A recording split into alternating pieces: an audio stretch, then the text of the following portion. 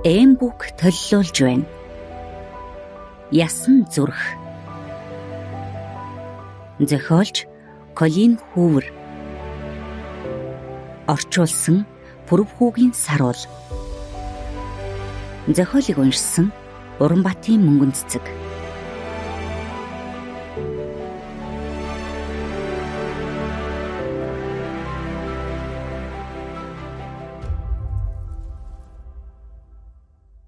Нэгдүгээр бүлэг. 2015 оны 100. Манай гэрийн том өрөөний зурагт байх ёстой хан дээр Тереза эхийн хүрэг өлгөөтэй байдаг. Өлөгдөг зурагт авах хэмжээний мөнгө манад байлаа гэхэд үнэндээ тогтоо хан нь байсангүй. Яагад гэвэл гэр чиргүүлийн хан нь ердийн байшинтай адилгүй. Хумсаараа маажих төдийд яг шохоо шиг хумсан завсар бутарна гэж. Нэг удаа би ээжээсээ том өрөөний хан дээр Тереза эхийн зураг яагаад хадсныг асуулаа. Наад гिचи чинь лойвэрчин байсан. Түүний үг болохоос минийх биш шүү. Миний бодлоор хүний хог шаарууд бусдын муу мухай дээр төвлөрч ам зогоодог гэж боддог. Өөрийнхөө хар барааныг илчлэхгүй гэсэндээ тэд бусдын хар барааныг уудлахыг хичээдэг. Ээж маань ийм л байдлаар насыг барж байгаа нэгэн. Цаг үргэлж бусдаас хайдаг. Тэрч бүхэл өөрийнхөө охиноос хүртэл шүү. Тереза эхээс ч гэсэн ялгаагүй. Макдоналдсын ээлжийн ажилдаа 8 цагийн өмнө намайг явхад Жанин буудан дээрээ яаж хөвтөж байсан яг тэр чигээрээ угтав. Хэдий хоёр нүд нь Тереза эхийн хөргийг гүлрэх хэдий ч үнэндээ шилэн мэт яозгүй харагдана. Юу ч харахгүй байгаа юм шиг. Миний ээж Жанин бол донтогч. Би 9 настай байхдаа үүнийг анх ойлгосон ч тухайн үед донтолт нь эрчүүд, бор дарс, мөрийтэй тоглоомоор хязгаарлагддаг байжээ. Гэвч он жил улирах тусам түүний донтолт даамжирч 5 жилийн өмнө буюу би 14-тэй байхдаа түүнийг өөртөө мэс тарьж байхын анх удаа олж харсан билээ. Үнэндээ тогтмол мэс хэрглэх нь хүний насыг ахар болгодог. Би энэ талаар сургуулийнхаа номын санд гуглдэж үзсэн юм. Мөсөнд донтсон хүн хэдэн жил амьд явах вэ? Хариулт нь 6-аас 7 жил гэж байсан шиг санагдана. Өнгөрсөн жилүүдэд би түүнийг ийм байдалтай байхыг олон удаа харж байсан боловч энэ удаагийнх нэг л өөр байв. Эцсийн удаагийнх юм шиг. Жанин гэж дуурах миний хоолой ийм нөхцөл байдалд баймгүй тайван сонсогдов. Хэдий хоолой маань цахирдах эсвэл бүр дуу гарахгүй болов гэж бодож байсан би яагаад ч юм өөрөөсөө ичих шиг боллоо. Би барьж явсан цүнхээ хөлдөө унгаагаад түүний царайг ширтэв. Гадаа цутгах бороо онгорхоо хаалгаар дотгош шивэрнэ. Гэхдээ хаалга хааж борооноос хорогдох нь Тереза эхийг гүлрүүд хэвтэж үе Жаниныг харж зогсоо надад тийм ч чухал биш байлаа. Түүний нэг гар илгэн дээр нь харин нөгөөх нь буудан давж унжаад хумс нь хуучин муу ширдэг шүргэх ажээ. Багхан хавгансан нүүр нь түүнийг залуу харагдуулна. Гэхдээ наснаас нь бус харин дөнгөж 39-төөч донтолтоос болж хөвшөрсөн царай нь багч гисэн өнгө засжээ гэсэн үг. Хонхойж орсон хацар нь ялимгүй дугуйрч өнгөрсөн хэдэн жилийн хугацаанд завжинд нь суусан гүн үрчлээнүүд ботокс шахуулсан мэт ормөргүй алга болсон байв. Жанин тэр хөдөлсөнгүй. Хагас ангаасан амныхан завсраар имтэрч шаралсан шүдэн цохойхоо хэлэх үгээ дуусгаж амжаагүй байхад нь сүнсэн зайлж одсон мэт харагдана. Би энэ мөчийг өмнө нь олон чудаа төсөөлсөн дөө. Хин нэгнийг хангалттай их үзэн ядвал заримдаа үүр шөнөөр нойр хулжин хөлбөрч тэр хөнгүүгээр амьдрах нь ямар байх бол хэмээн эргцүүлэхэд хүргэдэг. Гэхдээ ийм байдлаар төсөөлж байсангүй. Үүнээс илүү эмгэнэх болов гэж боддог байжээ. Би Жаниныг хагас ухаангүй байгаа болов гэсэндэ дахиад хідэн хором ширтлээ. Эцэст нь түүнийг чиглээд хэд алхах үед гар нь нүдэнд тусав. Түүний тохойн дотор талын арсанд тариур зоолттой байх нь тэр. Үүнийг харсан даруйд бодит байдал намайг нөмөрх мэт болж дотор мухайрав. Би гэрээс гүйхээрээ гараад Өгөрч муудсан шатны бариулыг эвдчихгүй гэсэндээ болгоомжтойгоор бариад зогслоо. Амьдралыг орвонгоор нь эргүүлэх энэхүү үйл явдал надад нөлөөлөхгүй байгаад санаа зовсондоо ч тэрв. Бөөлжсөн даруйд дотор мухаарх нь намжив. Магадгүй би ихийгээ алдсан охин шиг уйлж хайлаагүй ч гэлээ. Үгүй ятахад ямар нэгэн зүйл мэдэрч байна шүү дээ.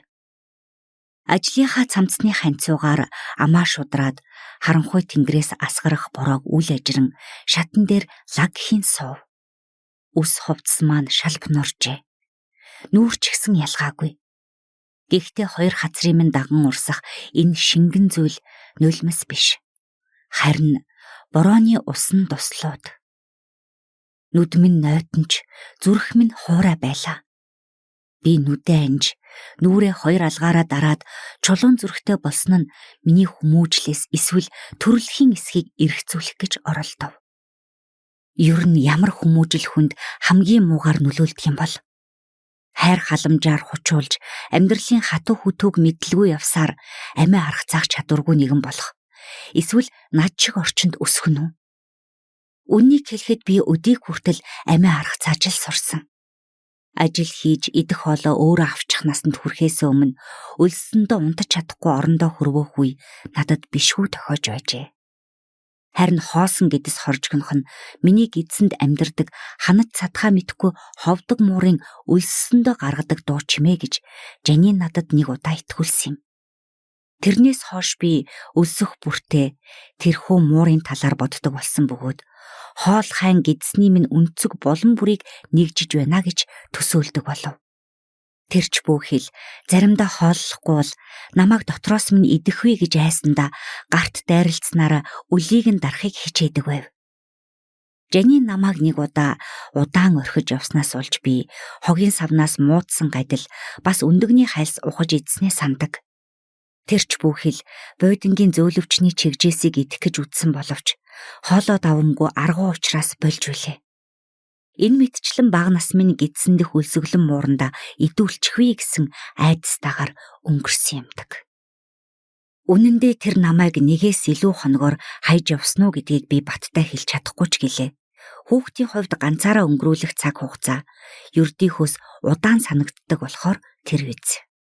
Яваад ирэхдээ тэр урд хаалгаар бидчиж шуудхан буудан дээр унаад хідэн цагаар унтдаг байсан.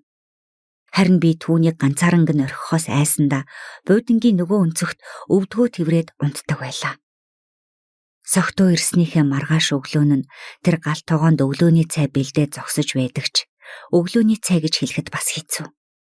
Учир нь нэг бол дан шош эсвэл өндөг, заримдаа лаазтай дахианы шүл халааж өгдөг байв. Би 6 настайгаасаа түүний хийн зуух ажилуулж байгааг анзаарч харах болсон билээ. Яагаад гэвэл түүнийг дараа нь алах болох үед яаж ажилуулдгийг нь мэддэг байх гэж тэр шүү дээ.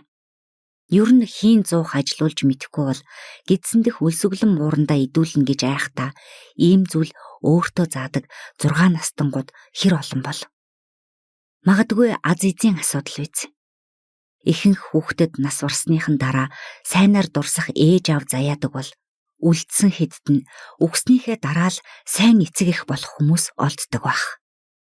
Тэгвэл Жанины хувьд миний төлөө хийх хамгийн сайхан зүйл нь үхэх байсан юм. Түүний цогцыг гаргах үеэр бааз намайг борооноос хорогдуулах гэсэндээ өөрийнхөө машинд суулгав.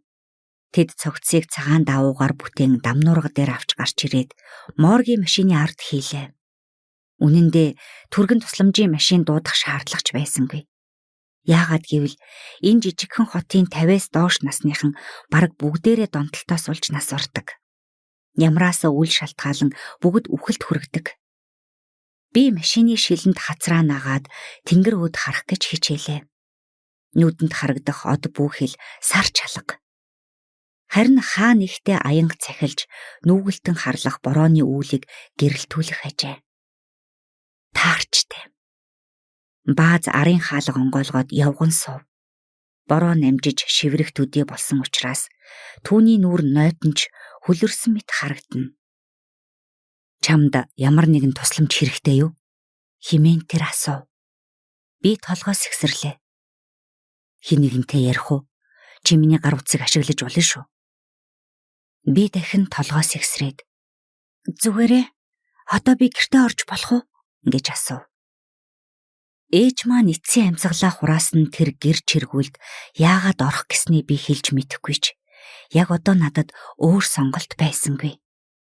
Бааз надад зай тавиад бороо намжсныг бас намайг нэвт норсон байгааг үл тон шүхэр дэлгэв. Миний толгой дээр шүхрээ барин намайг дагаад алхлаа.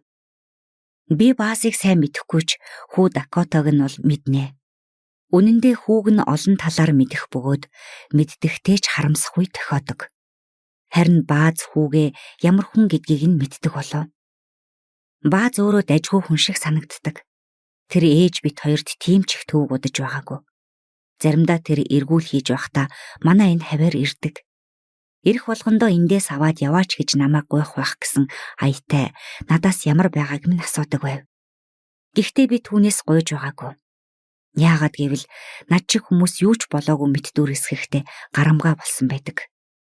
Тимдээ ч нүүрэн дээрээ инээмсэглэл тодруулан зүгээр гэж хэлхий минь сонсоод хүүхэд хамгааллын үйлчилгээ дуудах шаардлагагүй болсондоо санаа нь амарх мэт тэр шүүрс алдтагсан. Том өрөөндөө орж ирээд би буудангаа харахгүй чадсангүй. Яагаад ч юм нэг л өөр харагдана. Яг л хин нэгэн дээр нь өвчихсэн мэт. Чи ганцаараа дайжгүй юу? Химэн Бааз асуув. Эргээд харвал хаалганы гадна шүхрээ толгой дээрээ бариад зогсох тэр намайг өрөвдсөн харцаар ширтэж байсан ч цаана өнөөдрийн явдлаас олж үүсэх бичих цаасны ажилдаа санаан зовж байгаа биз. Би зүгээрээ маргааш чи оршуулгын танхимд очиод буйны ажлыг нь зохицуулж болно шүү. Тэд 10 цагаас хойш ирэхэд болно гэсэн. Хариуд нь толгойд өгсөн боловч тэр явсангүй. Тэнгэлзэх мэт хөл сэлгэн хэсэгхэн зур зогсны эцэст тэр мухар сүсгтэй аятай шүхрээ хураан гадаа орхиод орж ирэв. Юу гэж химэн үгээ эхлүүлсэн тэр халзан толгоогоо хүчтэй илснээс болж духанд нь атраа үүсв. Хэрвээ чи маргааш очихгүй бол тэд хариуцах эзэнгүүгээр оршуулгыг хийн. Хэдий ажил явдал болохгүй ч ядаж дараа нь өөр төлбөрт унахгүй гэж хэлээд тэр ийм үг амнаасаа унахсандаа ичих мэт боллоо. Улмаар Тереза эхийн зургийг олж хараад загнуулсан мэт бушуухан харцаа буулгав. Баярлаа. Үнэн дээр буйны ажлыг хийсэн ч гэсэн ирэх хүн байгаа гэдэгт би итгэлгүй байв. Ээж маань ганцаардмал нэгэн. Тэр 20 жилийн турш нэг уушин газарт нэг л хэвийн хүмүүстэй уусаар ирсэн нь үнэн боловч тэр хүмүүс түүний найз нөхөд байгаагүй. Харин хамтдаа ганцаардах гэсэндээ нэг нэгнээ барааддаг адилхан зовлонтой хүмүүс гэвэл таарах биз. Гэхдээ энэ хотод нүүрлээд буй донтолтын ачаар тэдний тооч цөөрч байгаа. Дээрээс нь найз нөхөд гэж хэлж болохоор хүмүүс нь хааштай ирэхгүй. Ихэнх нь эрен сурвалжлагдж байгаа учраас цагдаа нарын хараанд өртгөхөөр олон нийтийн арга хэмжээнд зориглож ирэхгүй нь лавтай. Чи аавтайгаа ярихгүй мүү? Химэн тэр лавлав. Ярихаа мэдэж байсан ч хэдий хугацаагаар хойшлуулж болохоо тооцсон хэсэг чимээгүй зогсов. Би яа? Химэн тэр нэрээр минь дуудав. Яагаад тэгснээ мэдэхгүй ч би Бэя гэж дуудана гэж хэллээ. Тэр миний нэрийг байнга буруу дууддаг ч гэлээ. Өдий хүртэл би залруулж байгаагүй юм. Бэя, магадгүй ингэж хэлэх нь бүдүүлэх хэрэг байж болох ч чи эндээс явах ёстой. Энэ хотод чам шиг хүмүүс гээд надад доромж үг хэлсэн аятай үгээ дундаас нь таслав. Над чи хүмүүс яадаг гэж? Хэдий чам шиг хүмүүс гэдэг үгийг доромж маягаар хэлээгүйч тэр ичсэн мэт харагдав. Үнэндээ тэр над шиг ээжтэй хүмүүс гэх гэсэн юм. Энэ хотоос хаашаа ч явах боломжгүй түн шиг ядуу хүмүүс түргэн хоолны газарт дүүнг болтлоо ажиллаж эхэндээ ээлжээ зугаатаа өнгөрүүлэхийн тулд болохгүй юм татаж улам бүр донцоор нэг л мэтгэд үр хүүхдээ хайхархаа болж эцэстээ нөгөө зүйлээ судсаараа шахан Тереза эхийн хөргийг харангаа зуурдаар насвардаг. Гэхдээ тэдгээр хүмүүсийн цор ганц хүсэл нь энэ бүх муу мухагаас холдон одох байсан гэдэгт эргэлзэхгүй байна. Бааз энд байгаадаа тухгүй байгаа мэт харагдана. тэр зүгээр л яваад өгөөсэй. Үннийг хэлэхэд өөрийгөө гэхээс илүүтэйгээр түүнийг өрөвдөх сэтгэл төрөх бөгөөд энэ буудан дээр эхийгээ алдсан нь би шүү дээ. Би аав их чинь мэдэхгүй л дээ. Гэхдээ чамааг төрснөөс чинь хойш энэ гэрийн түрээсийг төлж байгаа хүн. Иймээс энд байхаас илүү түүн дээр очих нь чиний хувьд хамаагүй дээр байх гэж бодож байна. Хэрвээ чамд эндээс явах боломж байгаа бол түүнийг ашигла. Энэ амьдрал чамд өөдтэй зүйл авчрахгүй. Магадгүй миний сонсож байсан хамгийн сайхан үг байлаа. Гэхдээ очиж Дакотагийн ааваас ийм зүйл сонсох гэжтэй. Тэр ямар нэгэн зүйл нэмж хэлэх гэсэн аятай хэсэг зурж чимээгүй зогсов. Эсвэл надаас ямар нэгэн хариу сонсхийг хүссэн биз. Эцэст нь толгой дохиод гарч одлоо. Эцсийн эцэст.